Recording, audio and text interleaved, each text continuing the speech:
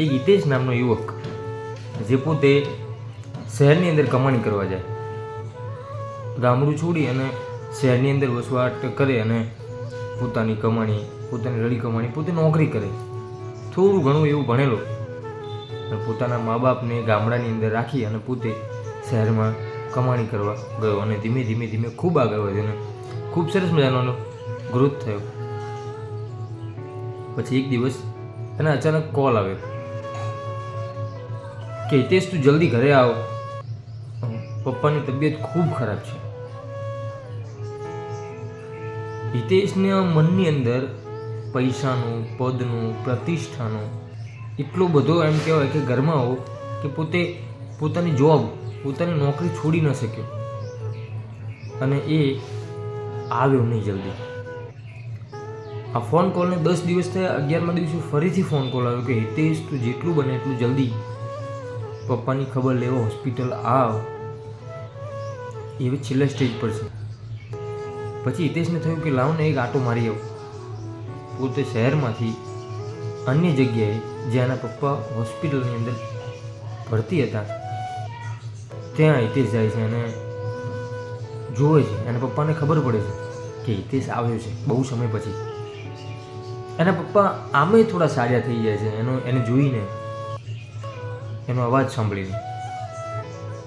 એટલે એના પપ્પા હિતેશને કહે છે કે બેટા આખરે તું આવ્યો ખરો એમ ને, સમય લઈને, હવે મને આમ જ બધું સારું થઈ જશે.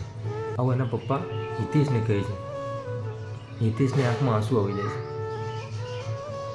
કે મારા મનની અંદર પૈસાનું, પદનું, પ્રતિષ્ઠાનું એટલો બધો ગરમાવો હતો કે હું એક સારો સંબંધ, પિતાનો સંબંધ આજે હોસ્પિટલાઇઝ છે અને હું એમની સપોર્ટમાં નથી, એમની સાથે નથી. પોતે ખૂબ રડે છે. એના મમ્મી હિતેશને કહે છે કે ડૉક્ટર સાહેબે 24 કલાકનું કહ્યું છે કે 24 કલાકની અંદર જો ઠીક થાય તો સારું, નહીંતર પરિસ્થિતિ વધારે ખરાબ છે.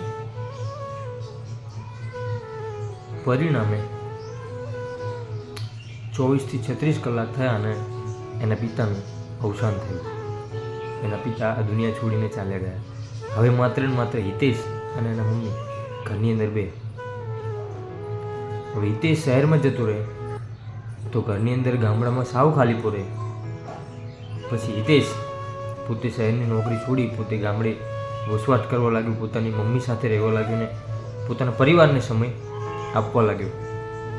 દોસ્તો, આખી વાત પરથી આપણને એક જ વસ્તુ જરૂરથી શીખવા મળે છે કે ઘણીવાર આપણે પૈસા, પદ, પ્રતિષ્ઠા આપણા મનની અંદર એવું સવાર થઈ જાય છે કે આપણને બીજું કશું દેખાતું નથી. માત્ર ને માત્ર પૈસો દેખાય છે, માત્ર ને માત્ર પ્રતિષ્ઠા દેખાય છે. પરંતુ આ બધાની ઉપર અમુક સંબંધો હોય છે. મિત્રતાનો સંબંધ હોય છે, ભાઈ બહેનનો સંબંધ હોય છે, કુટુંબ, પરિવાર, સ્નેહનો સંબંધ હોય છે, લાગણીનો સંબંધ હોય છે.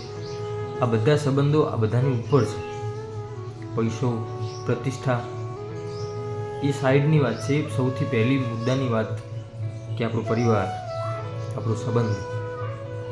તો આવી રીતે ખોટા પૈસાના પાવરમાં આવીને, પ્રતિષ્ઠાના મોહમાં આવી અને જો કોઈના સંબંધો બગડતા હોય તો એને સાચવી લેવા જોઈએ. એને સમયે એનું જતન કરી લેવું જોઈએ. ચોક્કસથી આપણા દરેક સંબંધો સચવાશે. દોસ્તો, આ વિડીયોનો સંદેશ તમને કેવો લાગ્યો કોમેન્ટ બોક્સની અંદર જણાવજો અને આવા જ બીજા વિડીયો જોવા માટે આપણી યુટ્યુબ ચેનલ હું અને મારી વાતોને સબસ્ક્રાઈબ ચોક્કસથી કરજો. દોસ્તો, ફરીથી મળીશું એક નવા જ વિડીયો સાથે.